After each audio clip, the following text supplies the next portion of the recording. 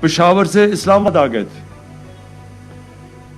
تو مجھے یاد ہے 3 سال مجھے سننا پڑا، 3-4 سال تقریباً، جو باہر سے ہمارے مخالف سیاستدان وہاں جاتے تھے، کہتے کدھر ہے نیا پاکستان، کدھر ہے نیا پختونخوا.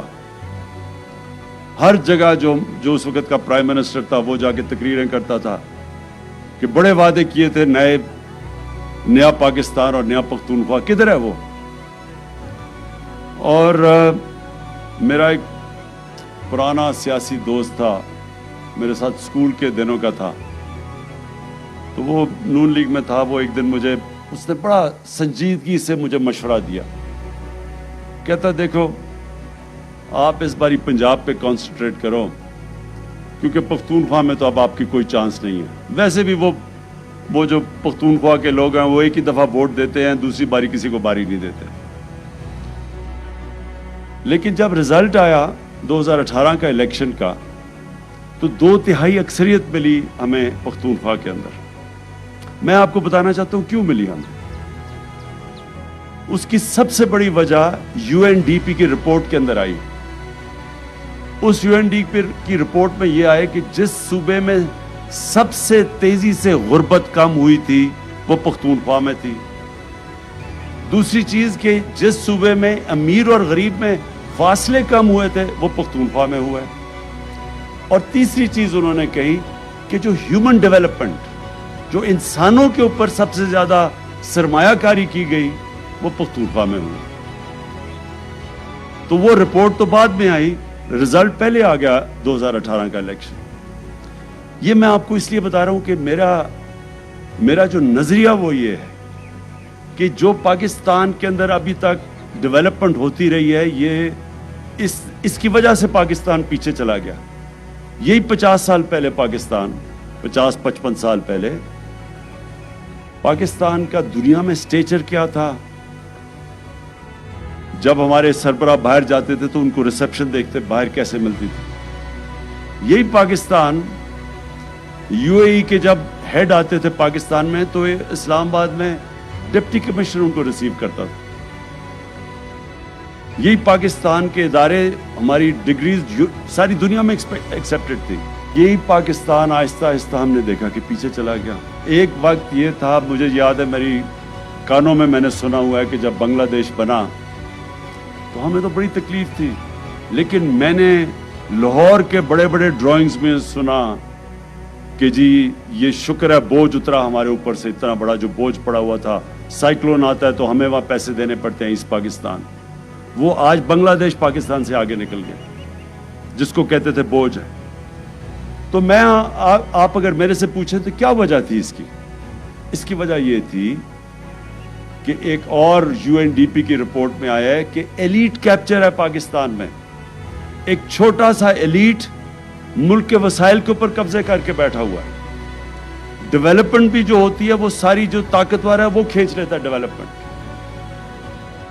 چھوٹے صوبے بھی پیچھے رہ جاتے ہیں، وہ علاقے جن کے پاس انفلوئنس نہیں ہے وہ بھی پیچھے چلے جاتے ہیں، اور غریب ہوتا جاتا ہے. اور چھوٹا سا طبقہ وہ آج اس کے پاس پیسہ ہے جو کہ بڑے بڑے امیر ترین ملک بھی ان کا مقابلہ نہیں کر سکتے. ہمارے جو حکمران ہیں وہ آج ان کے پاس جو پراپرٹیز ہیں لنڈن، کیونکہ میں جانتا ہوں اس علاقے میں پراپرٹیز لی ہیں، میں آپ کو یقین دلاتا ہوں کہ برطانیہ کا پرائم منسٹر بھی وہاں پراپرٹی نہیں خرید سکتا. امیر ترین لنڈن کے علاقوں میں ان کے پاس محلات ہیں. تو وہ طبقہ امیر ہو گیا اور باقی کام پیچھے چلی گئی، ملک بھی پیچھے چلا گیا. تو میرا جو ڈیولپمنٹ کا ماڈل ہے وہ یہ کہ میں یہ جو آج مراد سعید نے بتایا کہ ہم نے 3300 کلومیٹر کی صرف 2.5 سال میں بلوچستان میں سڑکیں بنائی یا ان کے منصوبے بنائے اور جو بنانے جا رہے ہیں، جبکہ پچھلے 15 سال کے اندر اتنا لمبے عرصے میں صرف 1100 کلومیٹر تھا. میں آپ اس کی وجہ بتا دیتا ہوں کیونکہ بلوچستان سے جو اسلام آباد میں پرائم منسٹر بنتا ہے اس کو بلوچستان کی ووٹ کی ضرورت نہیں ہوتی. وہ 2 صوبوں کے اندر اگر پنجاب جیت جائے اور ایک اور صوبہ جیت جائے وہ پرائم منسٹر بن سکتا ہے. اس لیے بلوچستان کے اوپر وہ توجہ نہیں گئی. کیونکہ جو پاور سینٹر تھا اس کو ضرورت نہیں تھی بلوچستان کی، اور بلوچستان میں وہ کوآپٹ کرتے تھے لوگوں کو اپنے ساتھ، بڑے بڑے طاقتور لوگوں کو ساتھ ملا لیا، ان کو اچھے طرح نواز دیا، باقی بیچارے بلوچستان کے لوگ اور بلوچستان پیچھے چلا گیا۔ اس لیے آپ دیکھتے ہیں کہ 15 سالوں کے اندر صرف 1100 کلومیٹر کی سڑکیں یہاں بنائی گئی، جبکہ اس صوبے کو سب سے زیادہ کنیکٹیوٹی کی ضرورت ہے، کیونکہ اتنے بڑے فاصلے ہیں یہاں تو اگر آپ کنیکٹیوٹی نہیں دیں گے تو یہ تو پیچھے رہ جائے گا، علاقے بھی آپ کے پیچھے رہ جائیں گے۔ تو لہٰذا یہ مائنڈ سیٹ ہے، وہ ریفلیکٹ کرتا ہے ان سڑکوں کے اوپر کہ مائنڈ سیٹ ہی نہیں تھا کہ ہم نے بلوچستان کو ڈیولپ کرنا ہے۔ تو یہ میں آج جو آپ کو یہ چیزیں کہہ رہا ہوں وہ میں اس لیے کہہ رہا ہوں کہ یہ میرے نظریے کا حصہ ہے کہ پاکستان تب ڈیولپ کرے گا جب اس کا نچلا طبقہ اوپر آئے گا، اور جب اس کے جو علاقے پیچھے رہ گئے جب ان کو ہم ساتھ لے کے چلیں گے۔ جو ہم مدینہ کی ریاست کی بات کرتے ہیں اس میں بڑا امپورٹنٹ سمجھنا آپ کے لیے کہ وہ ایک یونیک ڈیولپمنٹ ماڈل آیا تھا۔ ان دنوں میں تو بادشاہ تھی، بادشاہ جو تھا اس کے ارد گرد لوگ امیر ترین ہوتے تھے، باقی رایا غریب ہوتی تھی، ساری دنیا میں یہی تھا۔ مدینہ کی ریاست میں پہلی دفعہ ڈیولپمنٹ کا ماڈل یہ آیا تھا کہ جو وہاں کے سربراہ تھے انہوں نے اپنے اوپر پیسے نہیں خرچ کیے، اپنے محلات نہیں بنائے، اپنے اوپر مہنگے مہنگے کپڑے اور ڈیزائنر سوٹس نہیں لیے، انہوں نے سب سے جو بھی بیت المال میں پیسہ آتا تھا وہ پہلے نیچے طبقے کے پاس جاتا تھا، غریب لوگوں کے پاس، بیواؤں معذوروں کے پاس، یتیموں کے پاس۔